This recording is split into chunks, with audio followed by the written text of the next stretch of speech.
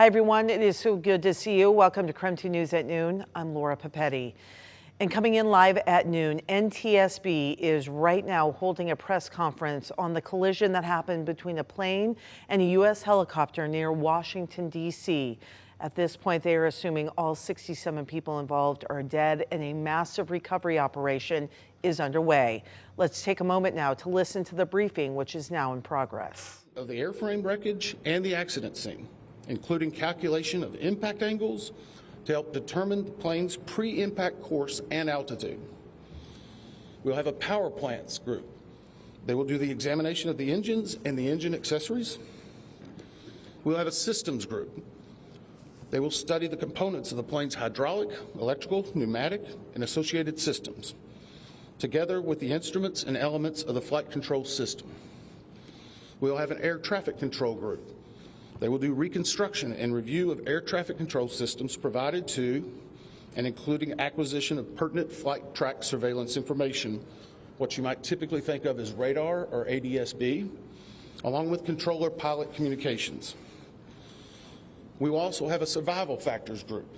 They will be doing the documentation of impact, forces and injuries, community emergency planning, and all crash and fire rescue efforts.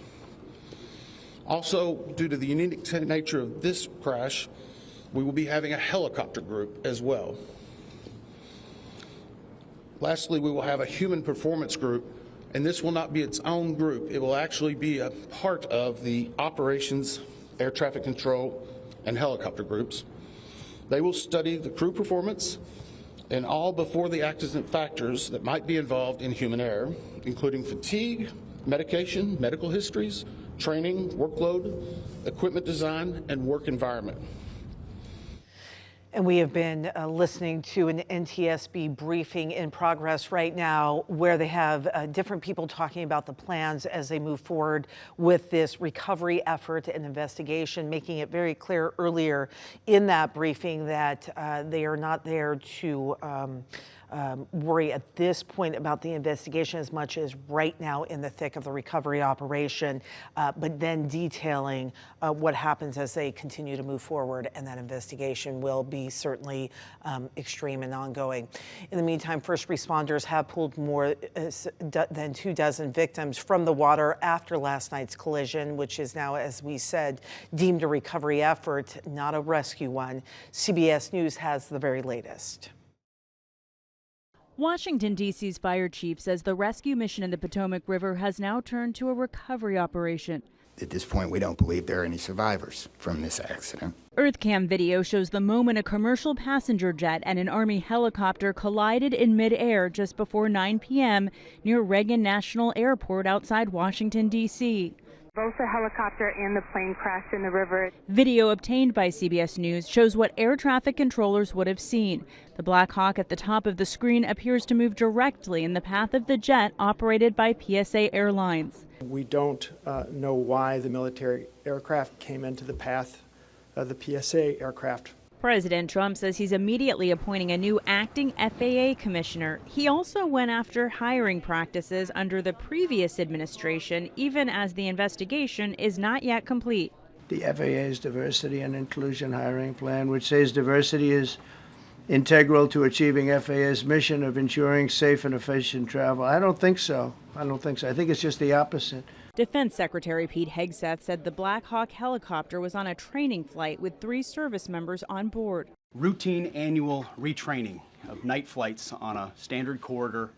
This is the first major commercial crash in the United States in around 16 years. Officials are hoping the black box flight recorder helps investigators figure out what happened. Anytime you have 2 airplanes close together, they will then go to visual separation. The real question, of course, is why did that visual separation break down to this disaster that we have right now? A number of figure skaters, along with their coaches and parents, were among those on board the plane, including 6 people from the Skating Club of Boston. 2 coaches, 2 teenage athletes, and the athletes' moms. It's a close, tight bond, and I think for all of us, we have lost family. In a statement, U.S. Figure Skating says, quote, "We are devastated by this unspeakable tragedy and hold the victims' families closely in our hearts." Natalie Brand, CBS News, Reagan National Airport. All right, it is 5 minutes past noon right now. We're going to put a pause on the day's news and turn to Thomas Patrick as we continue to track some potentially impactful weather that may affect everybody's morning commute. Thomas, I know we're talking about a little bit of snow. How much? Yeah, so that's actually the million-dollar question, Laura, because in Spokane County specifically, it could range between as much as 2 inches or as little as no snow at all, because it is going to be a mix of rain and snow. So the bottom line is prepare for the snow. Because if it ends up being an all-snow event, we don't want people to get caught off guard here. But I do think it is quite literally going to be a 50-50 split between rain and snow for tomorrow morning. And this storm system is just now arriving. It's actually weakening over the Pacific Ocean in these last couple hours, but the moisture bands will still hold together as this starts to hit Washington and Oregon at first later today, and then closer towards Spokane early on for tomorrow morning. So this does end up being a morning commute issue. I'll say this, though, the winter storm watches are more for our northern areas that you see here. Northeastern Washington, far north Idaho.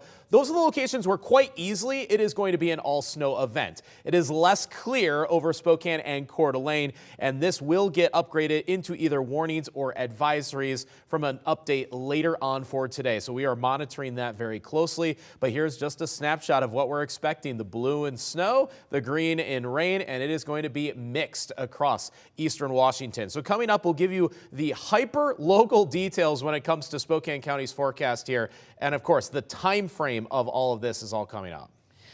Right now, authorities are confirming the suspect wanted for the murder of a 13-year-old boy in Hilliard over the weekend has been indeed arrested. Missoula police and a SWAT team found Glenn Berkey just after noon yesterday. They say he surrendered and was taken into custody without incident. New court documents show the 13-year-old victim, Gavin Looper, was at a family friend's home with his dad when he was shot at about 2:40 Saturday morning. Detectives determined the shooter fired 5 times through the back door into the room where Looper was playing video games. Spokane's point-in-time count wrapped up last night. In other news, the annual process gives Spokane County a better idea on the size of its local homeless population. The data will now be sent to the Washington State Department of Commerce and the U.S. Department of Housing and Urban Development. This year, Eastern Washington, Gonzaga, and Whitworth University are all going to help process the data from the count. Before the data, however, is even sent out, city officials say housing is one of the biggest concerns they have. I don't know what the final numbers on that will be or how many folks answered that way, but it seemed, that was overwhelmingly the biggest need identified. In October, 3 nonprofits in Spokane County received $500,000 from the Washington State Commerce Department to build more affordable homes.